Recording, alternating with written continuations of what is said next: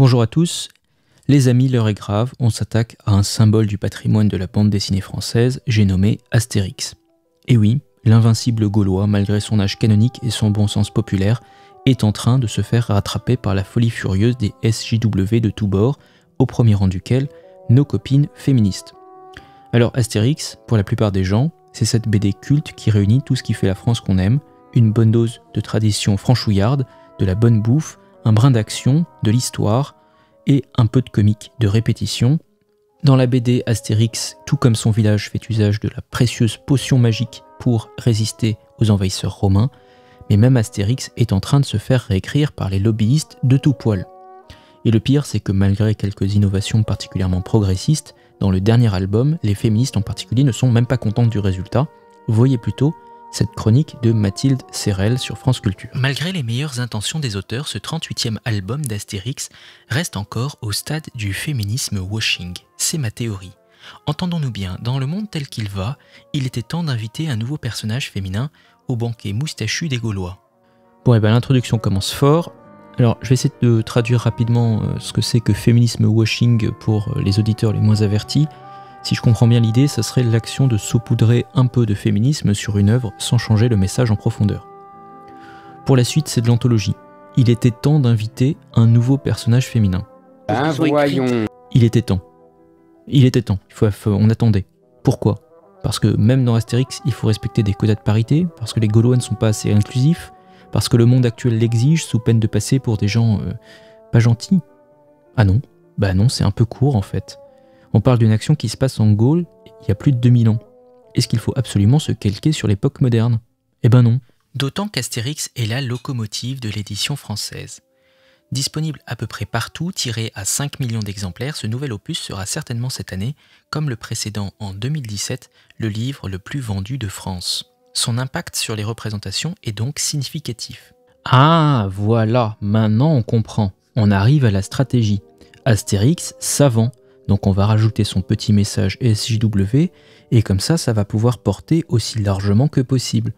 On s'en fiche un peu au bout du compte de l'univers d'Astérix et Obélix. On se demande même pas si c'est cohérent avec l'univers des personnages et l'histoire qui a déjà été racontée sur plusieurs dizaines d'albums. Savant, donc on va sauter sur l'occasion pour écouler son petit stock d'idéologie. Et il faut bien le dire, jusqu'ici les personnages féminins chez Astérix se limitaient en somme à la femme forte mais capricieuse Cléopâtre, à la bimbo aux courbes affolantes Falbala ou à l'archétype de la bonne femme, j'ai nommé Bonne Mine, la colérique femme du chef Abraracourcix. Bon alors déjà il en manque, donc je trouve que c'est un petit peu dommage par exemple de passer sous silence un personnage comme Razad, de l'album Astérix chez Razad, parce que pour le coup elle n'est pas colérique, elle n'est pas vraiment capricieuse, elle est plutôt courageuse et sympathique. Moi je trouve que c'est globalement un plutôt bon héros féminin, même si effectivement elle fait pas grand chose dans l'album. Deuxièmement, j'ai une question pour toutes les féministes.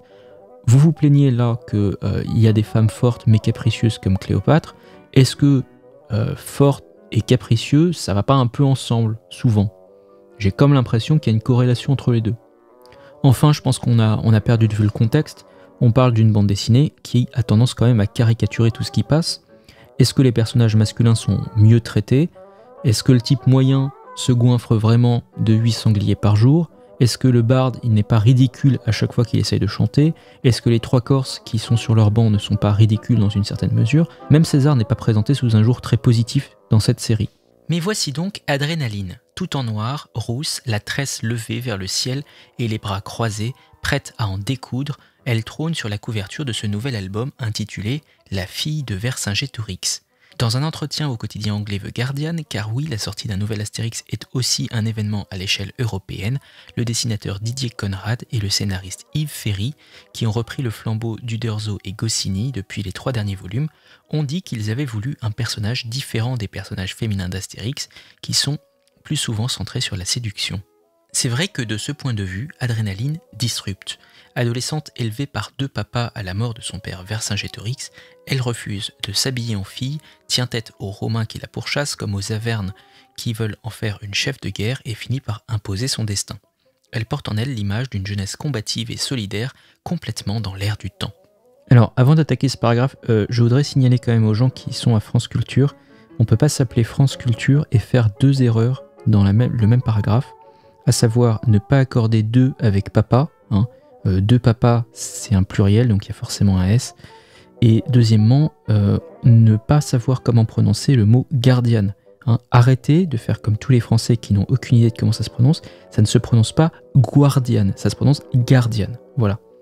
Donc voilà notre lueur d'espoir pour les croyantes en construction sociale, un personnage féminin en couverture d'Astérix, une fille qui ne se comporte même pas comme une fille, Victoire, une fille qui ne veut pas s'habiller comme une fille, qui fait la bagarre. Quel progrès mes amis, quelle incroyable transgression des codes socio-culturels et des canons de la bande dessinée. Notez quand même l'accumulation de mots-clés, disrupté, destin, jeunesse, solidaire, air du temps. On sent que chez France Culture, ça pense fortement printemps. Il faut penser printemps. Non pas penser printemps pour s'émerveiller, non pas penser printemps par bêtise ou par une forme de béatitude médiocre, mais penser printemps parce que, au moment même où cette désolation s'installe dans la nature, quelque chose se prépare qui est déjà là. Cette fille bagarreuse s'appelle Adrénaline, elle ressemble furieusement à Greta Thunberg, à moins qu'elle ne ressemble à Greta Thunberg furieuse. Autre nouveauté innovante et disruptive du progrès, elle n'est pas là pour séduire et pour plaire, un peu comme Greta en fait. How dare you! Rendez-vous compte tout de même à quel point les dessinateurs ont fait des efforts pour débloquer leur médaille de la bien-pensance. Ils sont allés jusqu'à nous faire des parents gays pour décrocher le sésame. Je sens qu'au prochain album, les mecs vont nous remplacer les sangliers par du tofu pour faire plaisir aux véganes. Le problème, il me semble, c'est que lorsqu'il s'agit de féminiser une franchise, on entre dans une forme de ripollinage féministe, d'où cette expression de féminisme washing que je mentionnais au début. Et voilà comment ils sont récompensés, et voilà comment leurs efforts sont récompensés. Les types se sont mis à genoux pour faire un album compatible avec le féminisme et le progrès. Ils mettent une femme forte et indépendante en couverture et à la fin, les féministes trouvent encore le moyen de se plaindre. C'est pour ça qu'il ne faut pas céder devant les SJW en général. C'est contre-productif, ça ne sert à rien. Vous faites rentrer le lobby LGBT dans une histoire de Gaulois d'il y a 2000 ans et on vous crache encore à la gueule. Vous pouvez mettre 14 personnes transsexuelles dans le prochain album, vous pouvez tout changer, vous aurez toujours une communauté qui viendra casser les pieds parce qu'elle n'est pas assez représentée.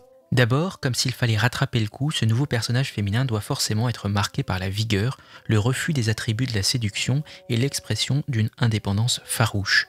Féminiser égale créer un super modèle. Et au fond, l'héroïsme féminin se calque peu ou prou sur l'héroïsme masculin. Même si Adrénaline refuse la guerre, même si le canevas traditionnel d'un Astérix ne permet pas toutes les audaces, Adrénaline reste un Astérix sans moustache. Non mais c'est pas possible. Dans la même chronique, on passe de « ouin ouin, c'est pas juste, dans Astérix toutes les femmes servent à la séduction » à « ouais, bah elle est pas séduisante ». Mais faites une réunion entre féministes, décidez-vous et essayez de conserver un semblant de cohérence pendant 2 pauvres minutes de chronique sur France Culture. Ensuite, l'héroïsme féminin se calque sur l'héroïsme masculin.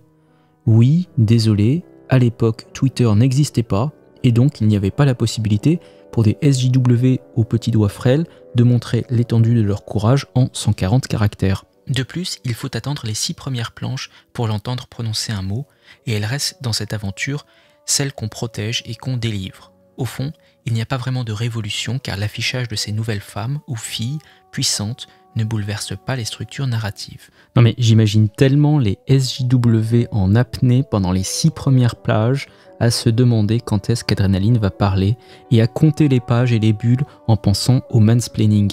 Tu crois que c'est du respect ça? Tu crois que c'est du respect mon garçon? Ensuite, pour la structure narrative, on met une femme en couverture, c'est le rôle principal de la BD, mais non, l'histoire ne plaît pas, ça pose problème, parce qu'elle se fait protéger par des hommes, c'est pas assez féministe, blablabla. En même temps, elle n'allait pas lancer le mouvement des suffragettes en Gaule. Comme le remarque le jeune écrivain Paul-Henri Bison, qui s'est penché sur ces questions, de la même façon que les sociétés matriarcales ne sont pas des systèmes patriarcaux gouvernés par des femmes, mais des systèmes radicalement différents, les structures narratives d'un nouveau devenir héroïque doivent s'affranchir des modèles classiques. Bon alors, je ne me suis pas encore décidé à faire 40 minutes de vidéo sur l'arnaque gigantesque des sociétés matriarcales et de leur promotion dans le féminisme contemporain. Mais je sens que je vais devoir le faire à un moment donné parce que j'en ai plus qu'assez qu'on nous vende le matriarcat comme la réponse à tous les problèmes du monde. Le matriarcat, ça ne fonctionne pas. les 3 ou 4 sociétés matriarcales contemporaines sont des petits villages dans des coins reculés. Je me souviens en particulier d'un village présenté comme matriarcal dans un coin du Tibet. L'anthropologue qui l'a visité nous présente ça comme un lieu d'échange et de lien social entre individus, qui est formidable, différent de ce que fait la société patriarcale classique, etc. Voilà pour la pub, sauf que dans la réalité, ce village est tellement un modèle de réussite et d'autonomie que le gouvernement chinois est obligé de le protéger pour que les quelques paysans du coin ne l'attaquent pas. Le matriarcat lancé par l'ONU en Afrique s'est soldé par un échec colossal et de la corruption à grande échelle malgré des perfusions d'argent de tous les côtés. La réalité, c'est que les matriarcats ne fonctionnent pas, sauf dans des coins isolés avec des ressources abondantes, et même là, ce sont des sociétés qui restent à des stades primitifs.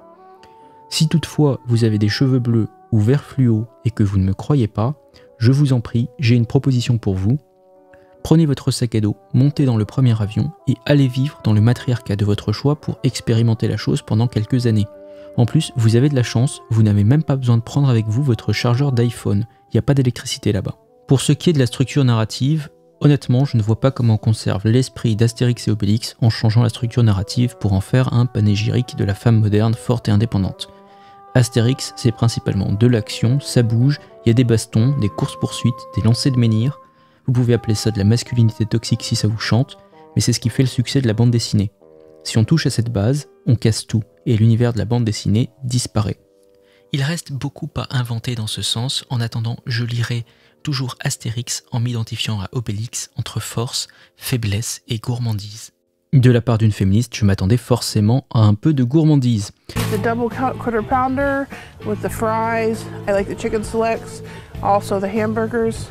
I love Big Macs and more fries. So this is a good snack for lunch. Bon voilà, fin de la chronique. Morale de l'histoire. Je m'adresse aux créateurs de contenu, aux artistes, aux maisons de production, aux éditeurs, etc. Arrêtez de vous préoccuper toutes les 5 minutes de faire plaisir à des SJW. Vous pouvez vous plier en 4. Ça ne sera pas suffisant, ça ne sera jamais suffisant.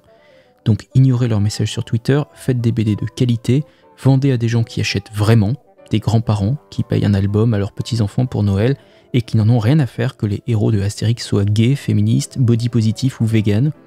Pensez à votre public qui achète depuis des années parce que c'est drôle, que ça castagne du romain à tous les coins de page, et que eux, ils n'en ont rien à faire de disséquer du sexisme inconscient à chaque bulle de texte. Ils sont sous le feu ennemi des SJW dans l'espace commentaire depuis plus de 2 heures. Ils subissent des tirs de balles au tofu et des grenades inclusives. Et pour les SJW qui ne sont pas contents parce que la narration est trop comme ci et pas assez comme ça, pourquoi vous ne faites pas votre propre BD, votre propre histoire, avec de l'humour non oppressif, des femmes fortes et indépendantes et courageuses, des intrigues aux petits oignons, des quotas, de la justice sociale au kilomètre?